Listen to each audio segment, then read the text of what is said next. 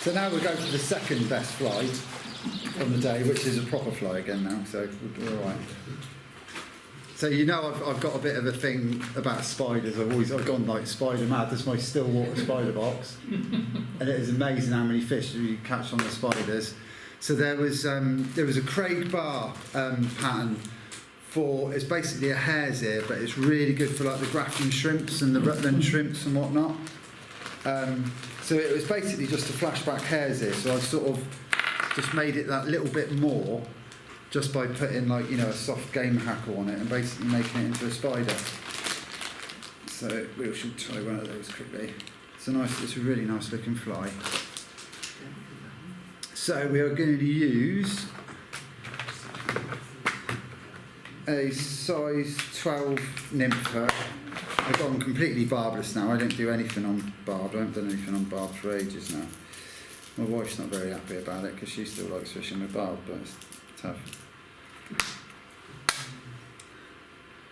So, size 12 nymph hook. You can do these on 12s or 14s, whatever, so we do them on 10s, but... And I'm going to use, we want a really bright, it's going to be a nice sort of hare's ear neck, but I want a really bright hot head on it. I've got some really bright pink thread, so I'm just going to run the thread, touch-in turns down towards the bend, trim off the waist. I'm going to use some chevron hen pheasant capes. It's just a nice, I got to think about hen pheasant, so these are just a nice sort of a shrimpy colour. So I'm going to take a big feather from the back of the hen pheasant cape. This is just going to be for a tail, and there's one I prepared earlier. So I'm just going to use some fibres of this for a tail. So I'll just get them 90 degrees to the stem,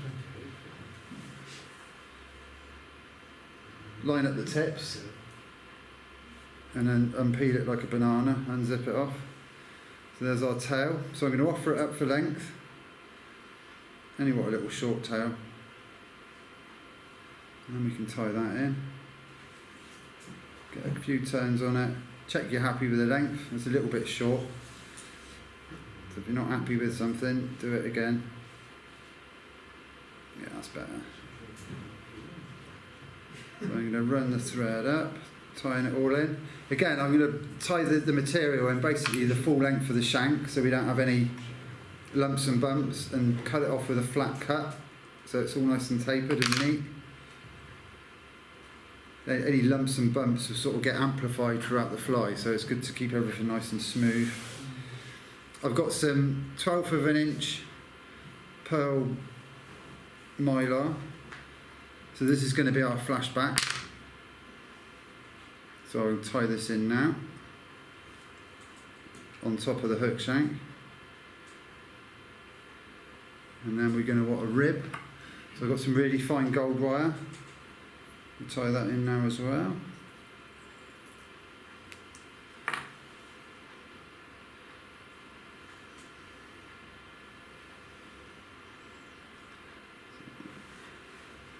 And then we can just tie it all in together, all the way back. Just make sure that flashback stays on top of the hook shank. And make sure you go right the way back to where the tail's tied in. There we go.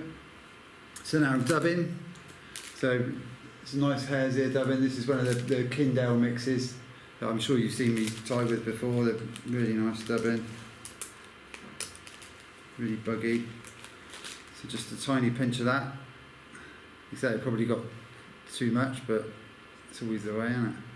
So I'll just tease it out a little bit, give it a bit of air in it, so it goes on the thread easily. So if it's all screwed up in a ball, it's very difficult to put on the thread. If you make it nice and light and airy, it goes on really easily. So just wind that on. So as usual, all I'm focusing on is just getting that spike at the top. Once you've got the spike at the top, you can slide it up, get a few turns. Once you've got a few turns, you've got your anchor point, and then from there, you can tease out your dubbing noodle. So the Craig Bar version of this is basically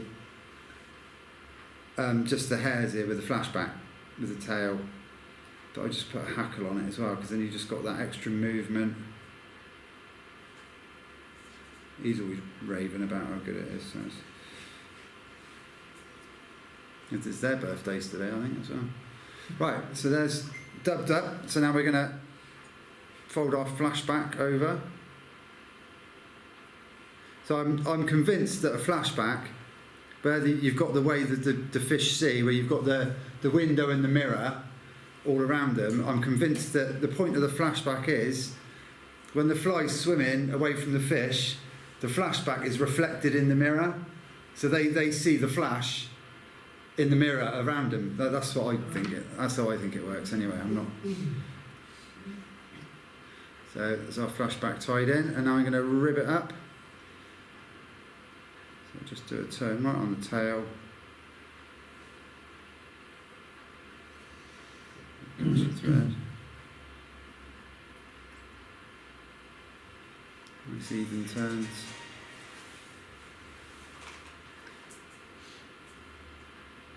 So I wouldn't trim off the flashback until you've got it ribbed, just in case anything goes wrong. Because then once you've cut the flashback, that's it. You've had it. So get the rib in and everything done before you trim off. I'm just going to worry the rib off, so I don't want to blunten my scissors. And we're going to trim off the excess pearl for the flashback. Just get your scissor points in as close as you can, so you can cut it off as close to the head as possible. And then we're going to pick a feather. I only want one of these small fluffy ones. When you go back here, they're bigger feathers, but they're not as webby. They're not as sort of henny. They go a bit sort of spindly. But the nice thick webby ones are down here. So I'm going to select a feather. Well, every bird's they're all different, but it's just, I really like using these. I'll show you one of the reasons why in a bit. We've got another pheasant fly coming up, and I'll show you. So I've got the feather. We're going to remove all the fluffy rubbish at the stem.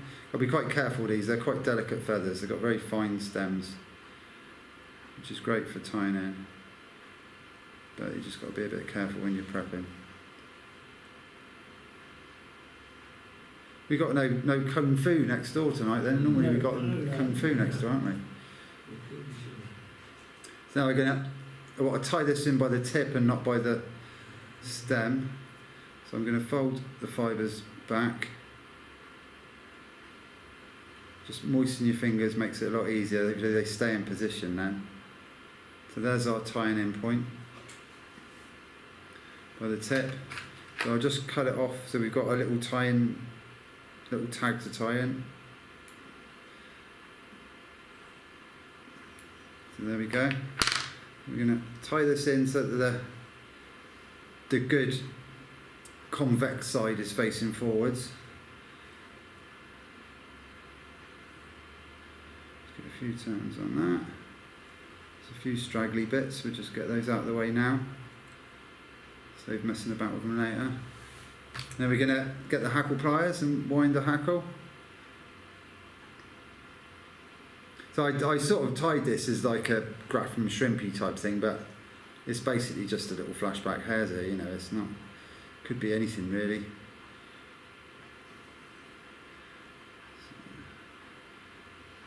Hackle twisting on me. So just check the hackle staying in the right alignment as you're winding it round. And I'm not going to be worried about being really sparse with the amount. I'll just wind the whole feather on.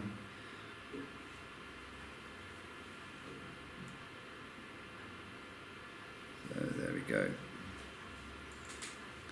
So tie that in. One fibre had to stick out, didn't it? So we get rid of that. There's always got to be one. Nice neat little head. We can bend that stalk back and tie that in again as well. That's belt and braces then. It's sort of been tied in twice.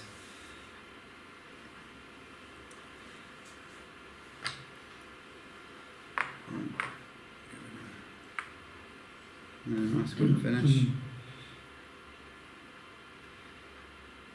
Between graph and pink, pink's a very popular and effective colour in graph, and that's why I went for the pink head on this and not like an orange or a one slipped.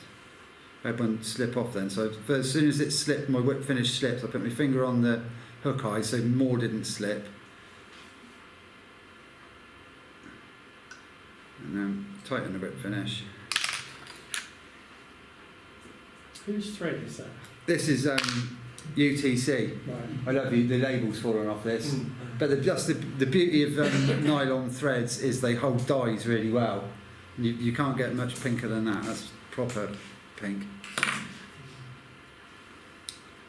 Yeah, I love the nylon threads, and the UTC are flat, so they're really easy to split. And so a little blob of varnish on the head. And then me and Chris Reeves, all through the John Watt, we were moaning about fly ties because nearly all our flies had varnish in the eyes. We can't get the staff, can you? It's terrible. So you're not running a feather through? No, I should do. That is a really good technique. I have done that. I should, or something. But yeah, so there was our little flashback. You can see the flashback glistening away there. So I'm convinced when that's swimming below, like where the fish can't see, you've got the window above the fish, and then you've got the mirror. I'm convinced they see it flashing in the mirror, and then they think, oh, what's that over there? So it's just a little Hare'Ear spider. It's a nice little fly though.